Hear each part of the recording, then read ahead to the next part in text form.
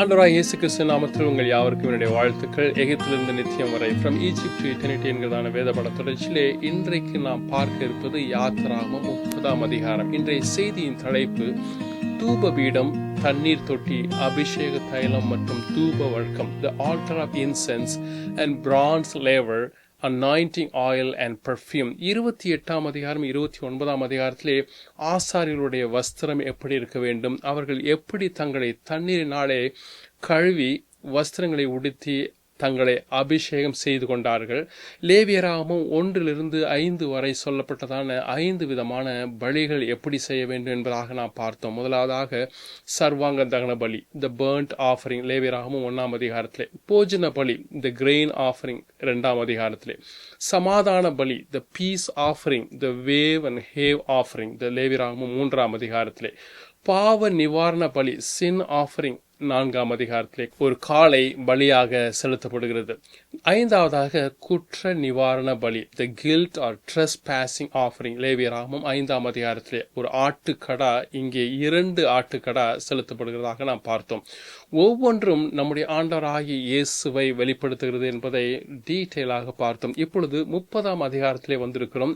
1-10 வசனம் வரைக்கும் த altar of incense, பரிசுத்த ஸ்தலத்தில் வைக்கப்படுகிறதான தூபபீடம் எப்படி செய்ய வேண்டும், இதை 25ஆம் அதிகாரத்திலையும் நாம் டீட்டெயிலாக பார்த்தோம். அங்கே சொல்லப்படாதவைகளை மாத்திரமே இங்கே நான் சொல்வதற்கு நான் ஆசைப்படுகிறேன். 11ஆம் வசனம் துவங்கி 16வது வசனம் வரைக்கும் த சென்சஸ் அட்டோன்மெண்ட் மணி, த மோசே பாவ நிவாரண நாளுக்காக எல்லோரிடமும் அரை சேக்கல் காணிக்கையை வாங்குகிறதை நாம் பார்க்கிறோம். 17வது வசனம் துவங்கி 21வது வசனம் வரைக்கும் the bronze basin, the bronze laver, திரும்பவுமாக தண்ணீர் தொட்டியை குறித்து நாம் படிக்கிறோம். 22ஆம் வசனம் துவங்கி 33வது வசனம் வரைக்கும் preparing the holy anointing oil, எப்படியாக பரிசுத்த அபிஷேக தைலத்தை தயார் செய்வது என்பது. 34வது வசனம் துவங்கி 38வது வசனம் வரைக்கும் ப்ரிப்பேரிங் த ஹோலி இன்சென்ஸ், எப்படியாக பரிசுத்த தூப வர்க்கத்தை தயார் செய்வது. இப்பொழுது நாம் பார்க்க இருப்பது தூப பீடம். இதனுடைய நீளம் 1 முழம், அகலம் 1 முழம், உயரம் 2 முழம், 1 முழம் 1.5 அடி, அதாவது 18 இன்ச்சுங்க. 4 மூலைகளிலும் 4 கொம்புகள் சீத்தி மரத்தால் செய்யப்பட்டு மரம் தெரியாதபடிக்கு முழுவதுமாக சுத்த பொன்னால் மூடப்படுகிறது. 2 பக்கங்களிலும் 2 கொக்கிகள், தூக்கி செல்ல உதவியாக 2 கோள்கள், எல்லாமே சுத்த தங்கத்தால் மூடப்படுகிறது.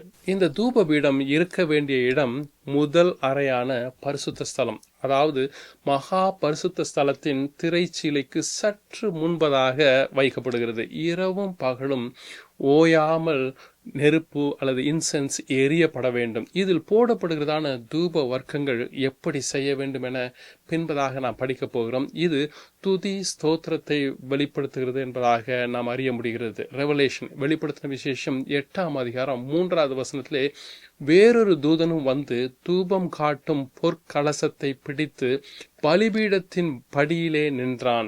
சிங்காசனத்திற்கு முன்பாக இருந்த பொற்பீடத்தின் மேல் சகல பரிசுத்தவான்களுடைய ஜபங்களோடும் செலுத்தும்படிக்கு மிகுந்த தூப வர்க்கம் அவனுக்கு கொடுக்கப்பட்டது என்பதாக. இது தேவனுக்கு உகந்த வாசனையாக இருக்கிறது என்பதாக நாம் பார்க்கிறோம். 141வது சங்கீதம் 2வது வசனத்திலே என் விண்ணப்பம் உமக்கு முன்பாக தூபமாக இருக்க கடவுது. May my prayer be set before you like incense. இங்கே ஒரு சிறிய வித்தியாசத்தை நான் காண முடிகிறது. இந்த அதிகாரத்தில் தூபபீடம் முதல் அறையான பரிசுத்த ஸ்தலத்தில் இருக்கிறதாக நாம் பார்க்கிறோம். The altar of incense is found in the very first room called the holy place. ஆனால் நியூ டெஸ்டமென்ட் புதிய ஏற்பாட்டில் வரும்பொழுது எபிரேய நிருபத்தில் சொல்லும் பொழுது 2வது அறையான மகா பரிசுத்த ஸ்தலத்திற்கு உள்ளாக இருப்பதாக நாம் பார்க்கிறோம். Altar of incense is found in the most holy place, the second room in the tabernacle. எபிரேயர் 9:3 2ஆம் திரைக்குள்ளே மகா பரிசுத்த ஸ்தலம் என்னப்பட்ட கூடாரம் இருந்தது. அதிலே பொன்னால் செய்யப்பட்ட தூப கலசமும் முழுவதும் பொன்னால் மூடப்பட்டதான உடன்படிக்கை பெட்டியும் இருந்ததாக நாம் வாசிக்கிறோம். இங்கே நாம் எபிரேய நிருபத்திலே பார்க்கிறோம் 2ஆம் அறையான மகா பரிசுத்த ஸ்தலம், அதாவது second room is called the most holy place. அதற்குள்ளாக இந்த தூபபீடம் இருக்கிறதாக நாம் பார்க்கிறோம். ஏன் இந்த முரண்பாடு? எது சரி எங்கேதான் இந்த தூபபீடம் இருந்தது, இருக்க வேண்டும்? இதை குறித்து நாம் புரிந்து கொள்ள நாம் இந்த நேரத்தில் நாம் முயற்சிக்கலாம். லூக்கா 1ஆம் அதிகாரத்திலே ஒரு சம்பவத்தை நாம் பார்க்கிறோம். சகரியா மற்றும் எலிசபெத் என்கிறதான தம்பதியினரை பற்றி நாம் பார்க்கிறோம். இவர்கள் யார் என்றால் யோவான் ஸ்நானனுடைய ஜான் த பேப்டிஸ்ட் அவருடைய பெற்றோர்கள். சகரியா ஒரு ஆசாரியன், லேவி கோத்திரத்திலே பிறந்தவன், ஆரோனுடைய வழியிலே வந்தவன். இவர்களுக்கு பிள்ளை இல்லாதபடி இருந்தது. 6ஆம் வசனத்திலே நாம் பார்க்கிறோம், அவர்கள் இருவரும் கர்த்தருடைய சகல கற்பனையின்படியும் நியமங்களின்படியும் குற்றமற்றவர்களாய் நடந்து தேவனுக்கு முன்பாக நீதியுள்ளவர்களாய் இருந்தார்கள் என்பதாக வாசிக்கிறோம். லூக்கா 1ஆம் அதிகாரம் 9வது வசனத்திலே சகரியா முதல் முறையாக பரிசுத்த ஸ்தலத்திற்குள்ளாக நுழைய தூப பீடத்திலே தூபம் காட்ட அவனுக்கு ஒரு வாய்ப்பு கிடைத்தது. அங்கே வைத்துதான் தேவதூதன் தனக்கு பிறக்க போகும் பிள்ளையை குறித்து சொல்லுகிறதை பார்க்கிறோம்.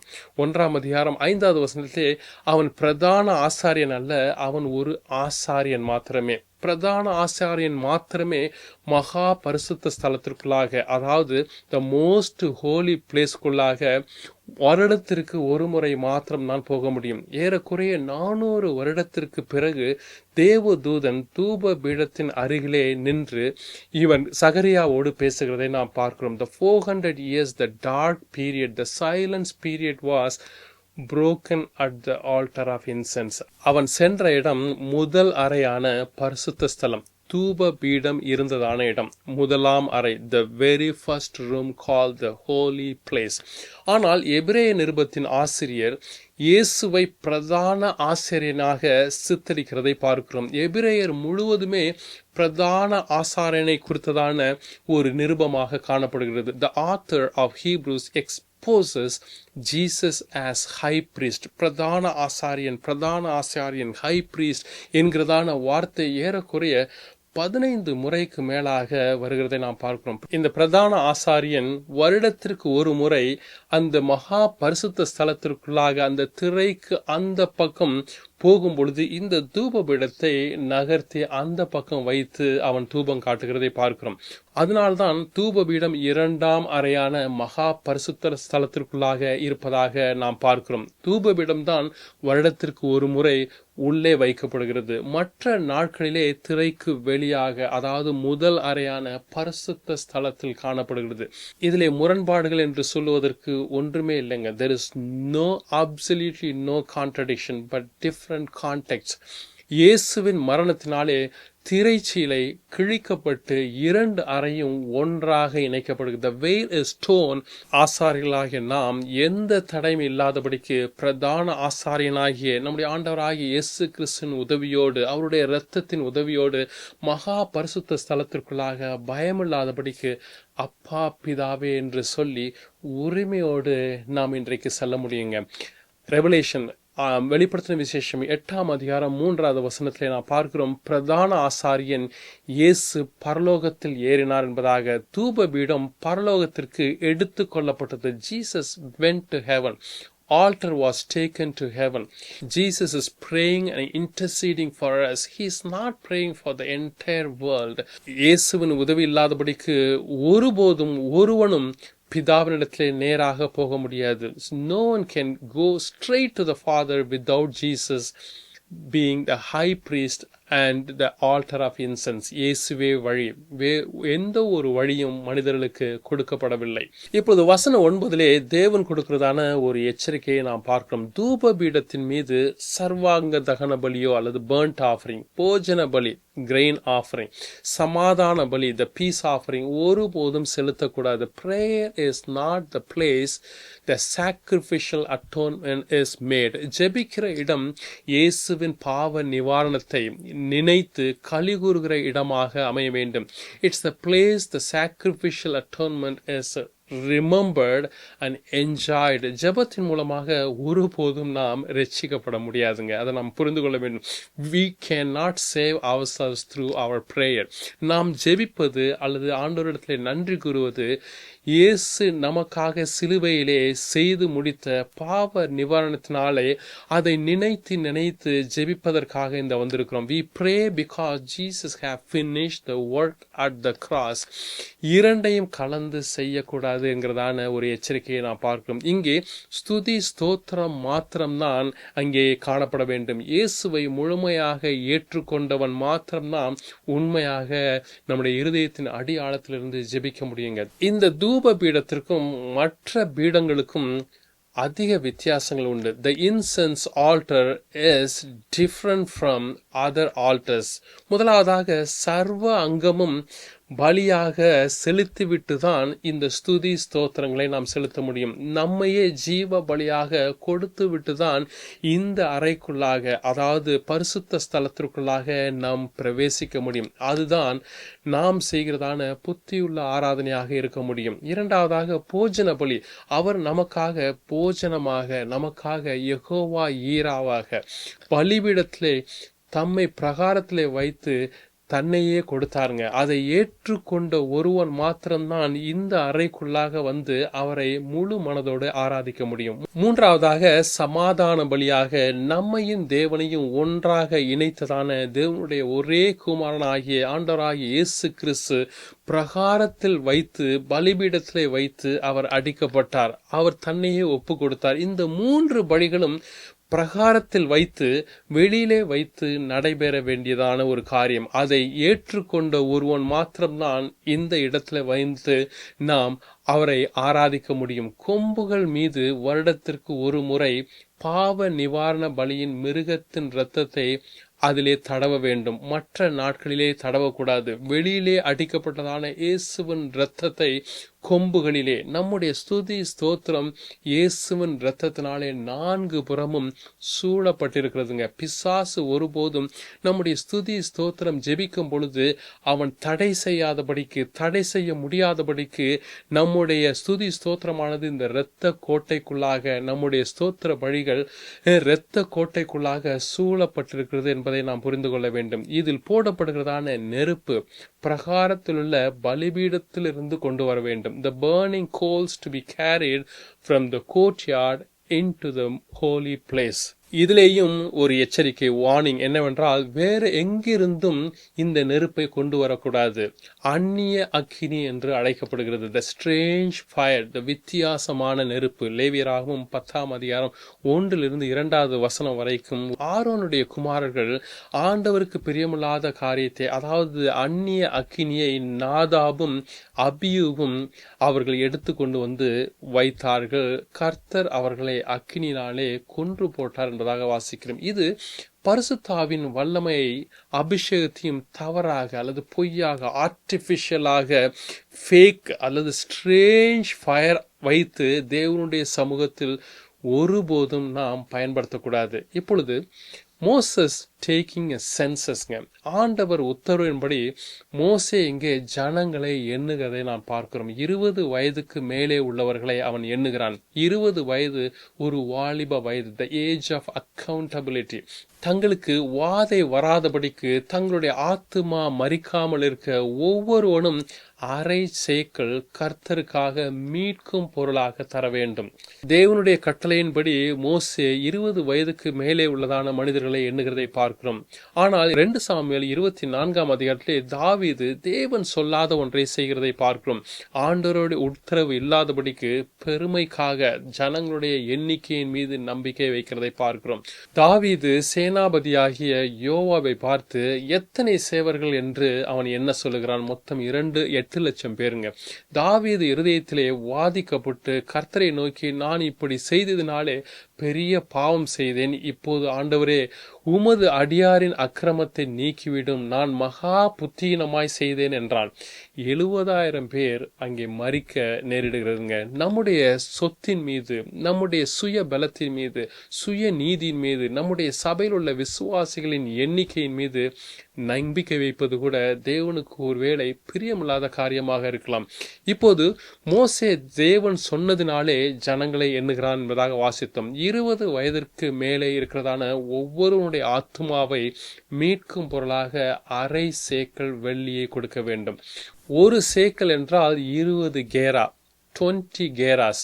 half சேக்கல், அரை சேக்கல் 10 கேராஸ், 10 கேராஸ், 6 கிராம்ஸ். ஏறக்குறைய இன்றைய நாட்களின் மதிப்பின்படி $500 to $600. They have to pay $500 to $600 per person. எல்லோரும் ஒரே விலையை தான் கொடுக்க வேண்டும். பணக்காரனாக இருக்கட்டும், அவன் ஏழையா இருக்கட்டும். பணக்காரன் அதற்கு மேலாக கொடுக்க தேவையில்லை, ஏழையும் அதற்கு கீழாக கொடுக்க தேவையில்லை. எல்லோரும் சமமாக கொடுக்க வேண்டும். எல்லோரும் தங்களுடைய ஆத்மாவிற்காக ஒரே ஒரு நிவர்த்தி, ஒரே ஒரு விலையை தான் கொடுக்க வேண்டும். அது நம்முடைய ஆண்டவராகிய இயேசுவை குறிக்கிறது. Not more, not less, only Jesus. You can be saved only through Jesus. Nothing more, nothing less. நம்முடைய ரட்சிப்புக்கு இயேசு மாத்திரமே மீட்கும் பொருள் என்பதை நாம் புரிந்து கொள்ள முடிகிறது.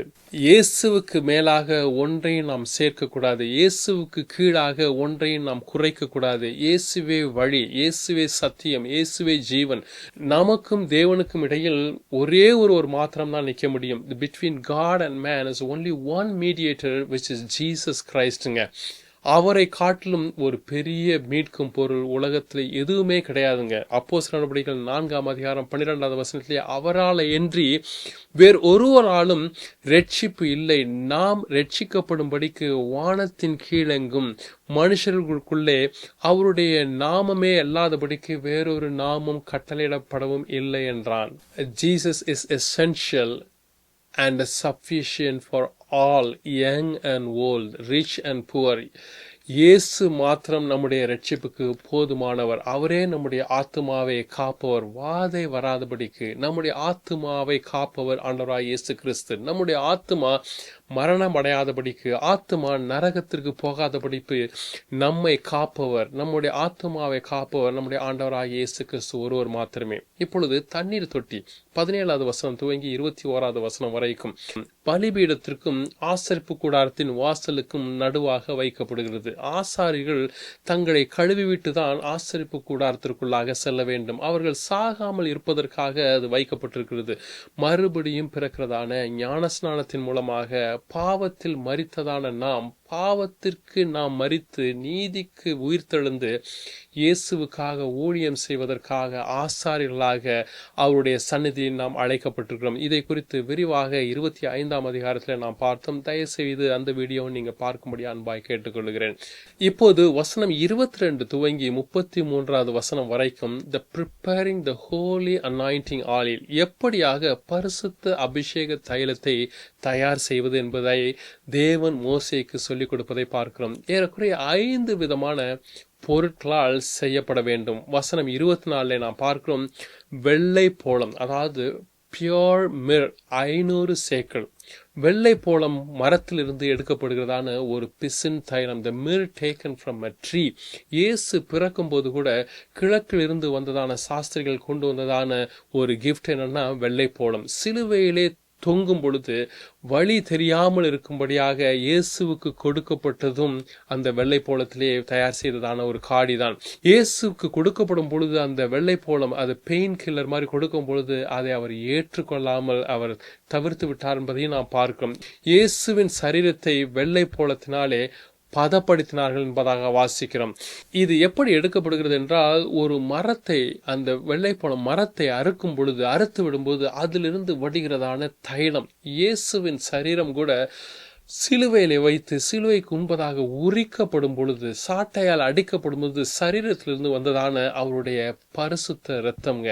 இது காயத்திற்கு ஒரு மருந்தாக, ஒரு வலி இருக்காமல் இருக்கிறதற்கு ஒரு பெயின் கில்லரை போல அந்த நாட்களை பயன்படுத்தினார்கள். நம்முடைய பாவத்தின் காயத்தை கட்டுகிறதான, கழுவுகிறதான அவருடைய இயேசுனுடைய இரத்தமாக இது அமைகிறது. வாசனை நிறைந்ததான ஒன்று, use it as a perfume, ஒரு வாசனையாக நம்முடைய பாவத்தை கழுவுகிற ஒரு நல்ல தைலமாக, அபிஷேக தைலமாக வந்தது. இப்பொழுது இரண்டாவதாக சுகந்த கருவாப்பட்டை, ஸ்வீட் சின்னமன் 250 சேக்கல். நாம் பார்த்ததான வெள்ளை போளம் கொஞ்சம் கசப்பாக இருக்கும். இயேசுவின் மரணம் கசப்பு நிறைந்த ஒன்றாய் இருக்கலாம். ஆனால் சின்னமன், சுகந்த கருவாப்பட்டை, இனிப்பு நிறைந்த ஒன்று. இயேசுவின் மரணத்துக்கு பின்னாக வந்ததான இனிப்பான செய்தி, அவர் மரித்தோரிலிருந்து உயிர் தெழுந்தார்ங்கிறதான ஒரு செய்தி. அது சுகந்த ஸ்வீட் அரோமாவாக காணப்படுகிறது. மூன்றாவதாக சுகந்த வசம்பு என்பதாக, ஸ்வீட் கேலமஸ் 250 சேக்கல். வசம்பு ஒரு கீழான இடத்தில், ஒரு சேற்றில், வானத்தை நோக்கி வளர்கிறதான ஒரு விதமான தாவரம். இயேசுவின் உயிர்த்தெழுந்த வல்லமையை குறிக்கிறது. கீழான பாதாளத்திலிருந்து மரணமே உன் கூரெங்கே, பாதாளமே உன் ஜெயமேங்கே என்று 3ஆம் நாளிலே மரணத்தையும் பாதாளத்தையும் ஜெயித்து உயிர்த்தெழுந்து வானத்தை நேராக பரமேறினதான நம்முடைய ஆண்டவராகிய இயேசுவை அது குறிக்கிறதுங்க. 4வதாக லவங்கப்பட்டை, கேஷியா, 500 சேக்கல். Keshia in Hebrews means to bow down, தாழ்மையை குறிக்கிறது. பிலிப்பியர் 2ஆம் அதிகாரம் 6வது வசனத்தை, தேவனுடைய ரூபமாக இருந்ததான நம்முடைய ஆண்டவராய் இயேசு கிறிஸ்து மனுஷ சாயலாக மாறி அடிமையின் ரூபத்தை எடுத்து பரலோகத்திலிருந்து நமக்காக இறங்கி வந்த அவருடைய தாழ்மையை குறிக்கிறது. The humility of Jesus Christ. 5வதாக ஒலிவ எண்ணெயிலே ஒரு குடம், the anhin, ஒலிவ எண்ணெய் அடித்து பொழியப்பட்ட ஆண்டவராகிய இயேசு கிறிஸ்துவின் இரத்தத்தை குறிக்கிறதுங்க. பரிசுத்தாவின் அபிஷேக தைலத்தை குறிக்கிறது. இப்படியாக சுத்தமான அபிஷேக தைலத்தை உண்டு பண்ணுவாயாக என்பது தேவன் மோசேக்கு கொடுத்ததான கட்டளை. அது பரிசுத்த அபிஷேக தைலமாக இருக்க கடவுது. இதை கொண்டு ஆசரிப்பு கூடாரத்தையும் சாட்சி பெட்டியையும் மேசை, டேபிள், அதன் பனிமுட்டுகள், ஆல் தி வெசல்ஸ், குத்து விளக்கு, கேண்டில் ஸ்டிக், அதன் கருவிகளையும், இந்த வெசல்ஸ், தூப பீடத்தையும், ஆல்டர் ஆஃப் இன்சென்ஸ், தகன பலிபீடத்தையும், the altar of burnt offering, அதன் பனிமுட்டுகள், ஆல் த வெசல்ஸ், தொட்டி அதாவது லேவர், அதன் பாதத்தை, அதோடைய ஃபுட், எல்லாவற்றையும் அபிஷேகம் பண்ணி அவைகள் மகா பரிசுத்தமாயிருக்கும்படிக்கு அவைகளை பரிசுத்தப்படுத்துவாயாக. அவைகளை தொடுகிறதெல்லாம் பரிசுத்தமாயிருக்கும். இயேசுவை கொண்டு, இயேசுவின் மூலமாக, இயேசுவின் வழியாக நம்முடைய வாழ்க்கை பரிசுத்தமாக மாறும். இயேசு தொடுகிற ஒவ்வொரு ஆத்துமாவும் பரிசுத்தமாக மாறும். இது மனிதருடைய சரீரத்தின் மேல் வார்க்கப்படலாகாது.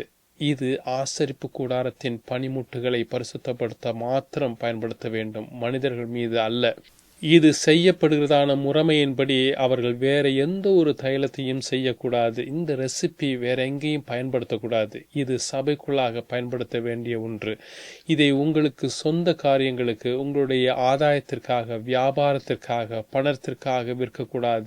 எண்ணெயோ அல்லது handkerchief, holy anointing oil bottle போட்டு டிவியில் சொல்லி பணத்திற்காகவோ ஆதாயத்திற்காகவோ ஒருபோதும் செய்யக்கூடாது. இது பரிசுத்தமானது. இது உங்களுக்கு பரிசுத்தமாயிருப்பதாக. இந்த முறைமையின்படி தைலம் கூட்டுகிறவனும் அதில் எடுத்து அந்நியன் மேல் வார்க்கிறவனும் தன் ஜனத்தில் இராதபடிக்கு அறுப்புண்டு போவான். தேவனுடைய சபையிலிருந்து, இயேசுவின் சரீரத்திலிருந்து, ஜீவ புஸ்தகத்திலிருந்து நீக்கப்பட்டு போவான் என்பதாக வாசிக்கிறோம். நாம் மிகவும் ஜாக்கிரதையுள்ளவர்களாய் இருக்க வேண்டும்.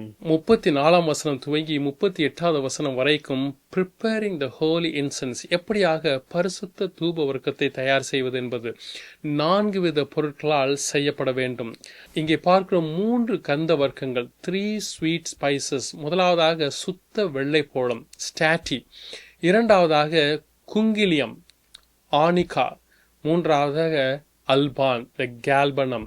இந்த 3ஓடு சேர்ந்து 4வதாக சுத்தமான சாம்பிராணி, பியோர் பிராங்கின்சன். இது சம நிறையாக எடுத்து பரிமளமேற்றி துப்புரவான பரிசுத்த தூப வர்க்கமாக்கி இதை பொடியாக இடிக்க வேண்டும். The crushing pain, the fiery trials of Jesus Christ on the cross, எல்லாமே இயேசுவினுடைய பிறப்பு, இயேசுவின் பாடு மரணத்தை வெளிப்படுத்துகிறதா இருக்கிறது. இதற்கு ஒப்பனையாக செய்கிறவர்களை, அதாவது கவுண்டர் பெர்ஃப்யூமை செய்கிறவர்களை தேவன் கொன்று போடுவாராம்.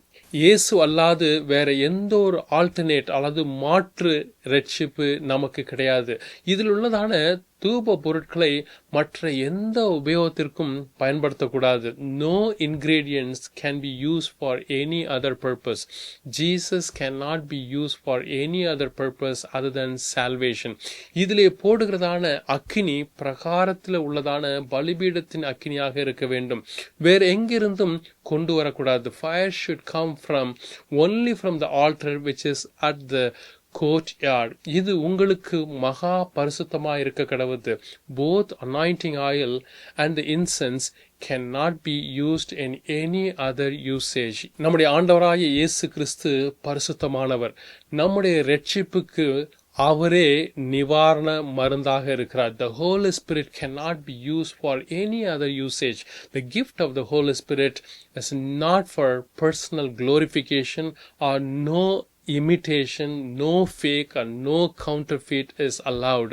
30ஆம் அதிகாரத்திலே இயேசுவை குறித்து இத்தனை ஆவிக்குரிய அர்த்தங்களை நிறைந்ததாய் நாம் பார்த்திருக்கிறோம். எனக்கு அன்பான சகோதரனே சகோதரியே, இயேசு மாத்திரமே நம்முடைய மெய்யான பிரதான ஆசாரியன். பணக்காரனுக்கும் ஏழைக்கும், யூதனுக்கும் கிரேக்கனுக்கும், புறஜாதிக்கும் உலகத்தாருக்கும் எல்லாருக்கும் நம்முடைய ஆத்துமா மரிக்காதபடிக்கு, பாதாளத்திற்குள்ளாக செல்லாதபடிக்கு, அதாவது நரகத்திற்கு போகாதபடிக்கு மீட்கும் பொருளாக மாற்றப்பட்டதான இரட்சகர், த சேவியர், த மீட்பர், த ரெடீமர் நம்முடைய ஆண்டவராகிய இயேசு கிறிஸ்து ஒருவர் மாத்திரமே. The price of redemption, no less and no more. மீட்கும் பொருள் இயேசுவுக்கு குறைவாகவோ அல்லது இயேசுவுக்கு அதிகமாகவோ ஒருபோதும் காணப்படக்கூடாது.